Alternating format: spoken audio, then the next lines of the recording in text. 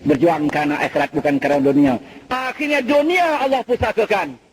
Akhirnya hidup juga Allah pusakakan. Walaupun tujuan mau mati, tapi akhirnya hidup juga Allah pusakakan. Walaupun berjuang tujuan akhirat, akhirnya dunia juga Allah pusakakan kepada umat Islam yang benar-benar beriman dan menyerah diri kepada Allah Subhanahu Wa Taala. Cuba kita gambarkan umat Islam di seluruh dunia hari ini. Di Timur Tengah ke, di Asia Barat ke, di Asia Tengah ke, di Timur jauh ni ke. Di mana-mana ke, di Eropah, di mana-mana lah. Bagaimana? Wahai gege, umat Islam berjuang. Bukan tak berjuang, bukan tak gege. Bukan umat Islam tidak berjihad. Berjihad di mana-mana. Melalui saluran yang bermacam-macam. Tetapi umat Islam sudah menjadi golongan yang majoriti berjuang kerana dunia, bukan kerja akhirat lagi. Berjuang kerana mau hidup, bukan kerana mau mati lagi. Akhirnya dunia pun Allah tak pusakakan. Akhirnya Allah matikan kita. Bukan mati roh, tetapi mati semangat, mati jiwa. Oleh kerana umat Islam di dunia hari, walau di bidang yang mana mereka berjuang kerana mau hidup, bukan kerana mau mati. Allah matikan jiwa kita. Allah matikan semangat kita. Allah matikan jiwa kita. Allah matikan semangat kita. Sebab itu umat Islam bagaimana gigih berjuang sekalipun terhina di mana-mana. Terhina di seluruh bidang dan aspek perjuangannya. Termasuk kita di Malaysia. Termasuk kita di Malaysia. Bukan kita tak berjuang dan tak berjihad, tetapi kita masih hina. Satu bentuk kehinaan saya nak sebut supaya kita faham. Satu bentuk kehinaan yang saya nak sebut supaya kita faham. Tak hina lagi ke kita? Kita bukan tak berjuang, kita bukan tidak berjihad. Tetapi oleh kerana kita berjuang kerana mau hidup, bukan kerana mau mati. Sebab itu Allah matikan semangat kita. Tentang mana hina? Hinanya satu benda saya nak sebut. Sudah 25 tahun kita merdeka. Sudah 25 tahun kita merdeka. Di bidang makan minum belum boleh kita berdiri di atas kaki kita sendiri. Maksudnya kalau kita nak makan roti orang lain, kalau nak makan sus orang lain, nak makan biskut orang lain, nak makan kicap orang lain, nak makan belacan dan cencaluk pun belacan dan cencaluk yang dikilang oleh orang lain, dah mati semangat kita.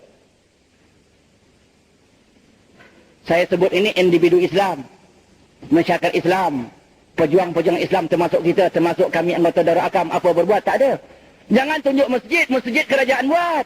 Ada setengah orang dia ditunjuk, kita dah membangun, kita dah maju. Tunjuk masjid kerajaan buat. Tunjuk dewan kerajaan buat. Tunjuk jalan raya kerajaan buat. Tunjuk balai raya kerajaan buat. Tunjuk surau buat. Projek kerajaan buat. Projek itu bukan kemajuan kita buat. Itu kerajaan buat. Yang masyarakat Islam buat mana? Yang badan-badan Islam buat mana? Yang individu Islam buat mana? Tak ada. Muncullah kerajaan ada buat sikit-sikit projek. Kalau tidak ada benda kemajuan yang dimiliki oleh umat Islam. Sebab jiwa dah mati. Kadang-kadang dah dibuatkan surau. Nak beli Quran pun tak larat, penduduk ada 500 orang. Surau dah dibuat, penduduk ada 500 orang. Tiba-tiba tengok, Quran tak ada. Minta lagi dengan kerajaan. Quran pun minta dengan kerajaan. 500 orang tak boleh beli satu Quran. Masya Allah, teruknya. Ini menunjukkan jiwa dah mati. Allah matikan jiwa kita. Nak beli satu Quran pun tak sanggup. Tak sanggup nak buat satu kilang yang lebih besar. Jiwa dah mati. Jadi saudara-saudari para hadirin yang dirahmati sekalian. Sebab itu kalau kita ingin nak buat perubahan daripada masyarakat yang baik kepada masyarakat yang, daripada masyarakat yang jahat kepada masyarakat yang baik, daripada masyarakat yang pecah belah kepada masyarakat yang berpadu, daripada masyarakat yang huru-hara kepada masyarakat yang bahagia, daripada masyarakat yang tak ada keamanan kepada masyarakat yang keamanan, daripada masyarakat yang tidak patuh kepada peraturan kepada masyarakat yang patuh kepada peraturan, daripada masyarakat yang tak ada kasih sayang kepada masyarakat yang kasih sayang. Penyakit lahir ini fikirkan juga tak salah. Tetapi fikir yang lebih penting, fikirkan penyakit batin. Sifat mazmumah itu penting kan. Itu kita fikirkan banyak. Iaitu mazmumah hati kita tu kena buang sungguh-sungguh. Sebab itu kena kita canang ni sekarang iman. Tanam iman betul dalam hati. Kalau iman akal dah kita pelajari. Banyak kitab tauhid dah kita pelajari. Banyak kitab fiqh dah kita pelajari. Banyak kitab tasawuf dah kita pelajari. Tengah orang tu dapat degree di bidang tauhid, di bidang fiqh, di bidang tasawuf, BA, MA, PhD. Sudah menjadi profesor di bidang syariat. Sudah menjadi profesor di bidang ilmu tauhid. Sudah menjadi profesor di bidang ilmu tasawuf.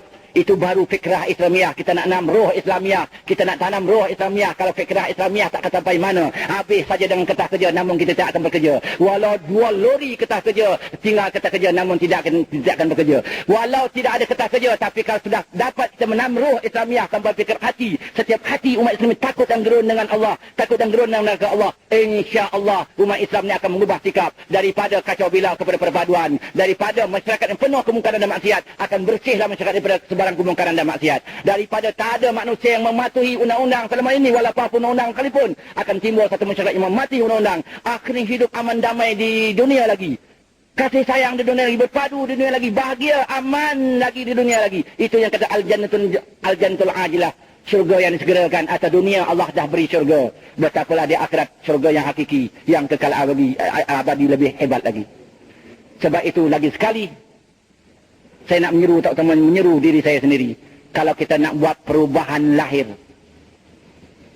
nak buat perubahan hidup kita yang lahir, jangan lupa ubah hati kita.